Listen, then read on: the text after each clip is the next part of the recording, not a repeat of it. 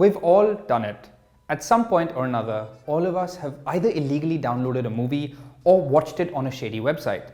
Or we've passed around that hard disk or pen drive which used to circulate back in school or college, which had the latest episodes of our favorite shows. Maybe it's because those shows weren't available here. Maybe it's because our go-to torrent friend offered it to us, so we thought, why not? Or perhaps it's because we just couldn't be bothered to pay.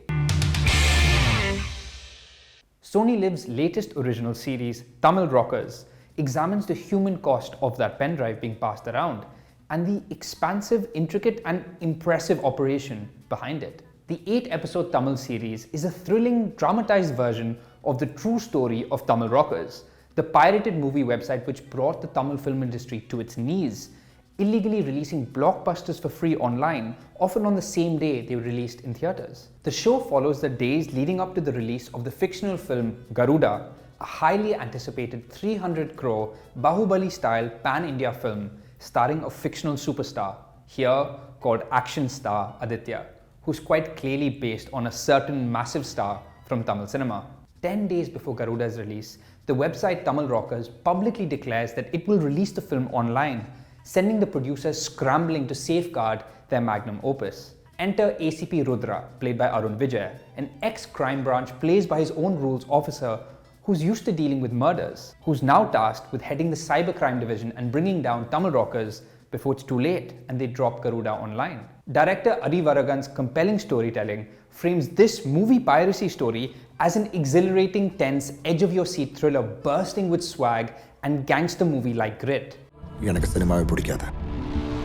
The other real triumph here is how writers Manoj Kumar Kalaivanan and Rajesh Manjunath use an urgent race-against-time cops and robbers investigation format to examine and comment on the inner workings of the Tamil film industry, as well as how they frame the Tamil Rockers portal as this massive global criminal enterprise with hidden operatives everywhere. So before I go on, can we please acknowledge how freaking cool the idea of this show is, both the story and how it's told?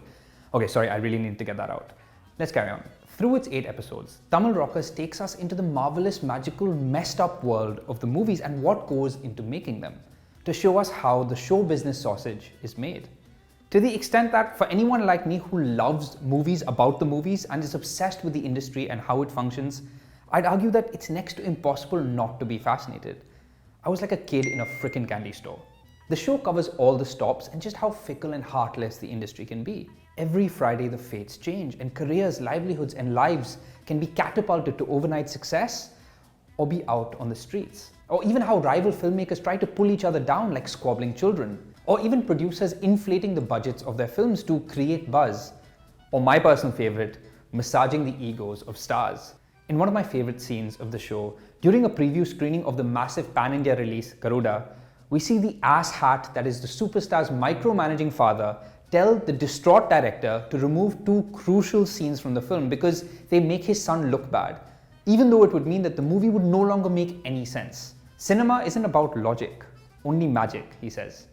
We see how the managers of the film stars weaponize and mobilize the fan clubs to uphold the star's image, even if it means starting riots and resorting to violence. Or how false rumors and entire media storms are designed to pull a film down.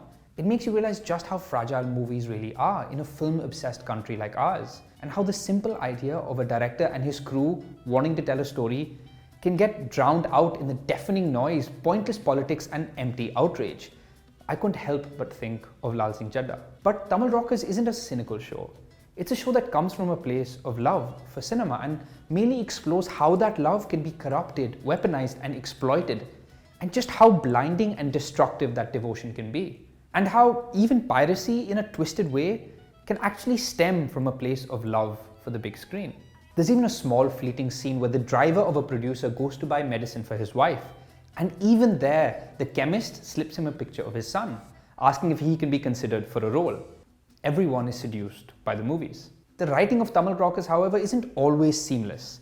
There are times where the narrative is sidelined to make way for the commentary, so the series can lecture us about the plight of honest filmmakers and how tough they have it. Like in one scene where a man has a breakdown and is taken to a hospital only for him to deliver a lengthy monologue about how he used to be a producer who lost everything when his movie flopped.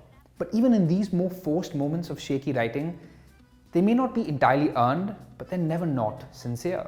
It's also got to be said that the female cop characters here, played by Vani Bhojan and Vinodini Vaidyanathan, are wafer thin, strictly functional, and exist entirely in service of our hero, ACP Rudra.